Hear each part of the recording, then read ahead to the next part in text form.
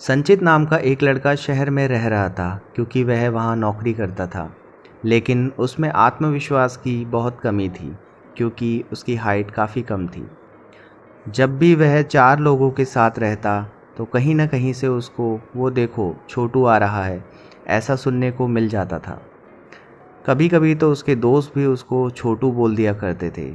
यही कारण था संचित के आत्मविश्वास कम होने का।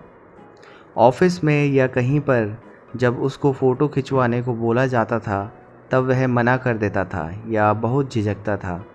उसको ऐसा लगता था कि कहीं फ़ोटो में वह बेकार आएगा तो लोग उसके बारे में क्या बोलेंगे।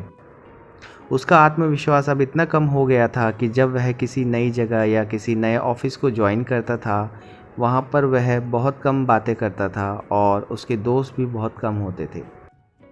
संचित के ग्रुप में कुछ ऐसे दिखावटी लोग भी थे जो सामने कुछ और पीछे उसकी बुराइयां करते थे। वह जब भी ऑफिस आता था तो अपने बारे में बस यही सुनता था, अरे वो देखो छोटू आ गया। उसको इन शब्दों से बहुत बुरा लगता था पर वह जताता नहीं था कि उसने कुछ सुना भी है। फिर एक दिन एक लड़का जिसका नाम पारस था वह संचित के ऑफिस में ज्वाइनिंग करता है। पारस काफ़ी खुले विचारों वाला और आत्मविश्वास से भरा था।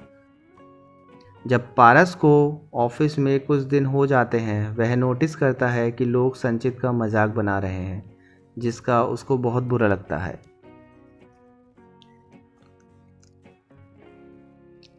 अब पारस संचित से दोस्ती कर लेता है और संचित को भी पारस का साथ अच्छा लगता था क्योंकि वह उसको कभी भी चिढ़ाता नहीं था।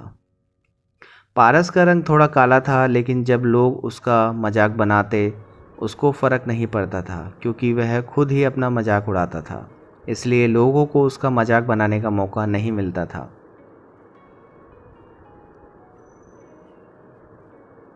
एक दिन ऑफिस का एक लड़का पारस से कहता है, पारस तू बहुत स्मार्ट होता अगर तू काला ना होता। फिर पारस हंसते हुए कहता है, काले तो कृष्ण भगवान भी थे, क्या तुमने उनसे कभी ऐसा कहा कि तुम काले हो? और कृष्ण भगवान इस दुनिया के सबसे सुंदर प्राणी हैं। वह लड़का पारस का जवाब सुनकर चुपचाप वहाँ से चला जाता है और संचित भी उस समय वहीं पर होता है। उस लड़के के जाने के बाद संचित पारस से पूछता है, तुमको उस लड़के की बात का बुरा नहीं लगा? तो जवाब में पारस कहता है, संचित देखो बुरा सबको लगता है लेकिन हमेशा मेरी ये 3 बातें याद रखना। पहली, अपने मन में यह सोच लो कि तुम जैसे भी हो बेस्ट हो। दूसरी बात, दूसरों के सामने यह मत जताओ कि तुमको उनकी बातों से फ़र्क पड़ता है। अगर पॉसिबल है तो खुद का ही मजाक बना लो ताकि सामने वाला कुछ बोल ही ना पाए। सामने वाला तुमको तब तक ही चिढ़ाएगा जब तक तुमको उसकी बातों से फ़र्क पड़ता होगा। तीसरा, अगर तुमने जो 2 बातें मैंने अभी बताई है वह किसी तरह मान ली तो तुम्हारा आत्मविश्वास अपने आप बढ़ जाएगा। संचित को पारस की बातें समझ आ जाती है और वो पारस की बातों पर अमल करना शुरू कर देता है। सीख, दोस्तों आपने एक कहावत शायद सुनी होगी, मन के हारे हार मन के जीते जीत। इसका मतलब है अगर हम खुद को मन ही मन स्ट्रॉन्ग कर ले या अपने को बेस्ट माने तो बाहर हर्ट होने के चांसेस बहुत कम हो जाते हैं और हमारा कॉन्फिडेंस भी बढ़ता है।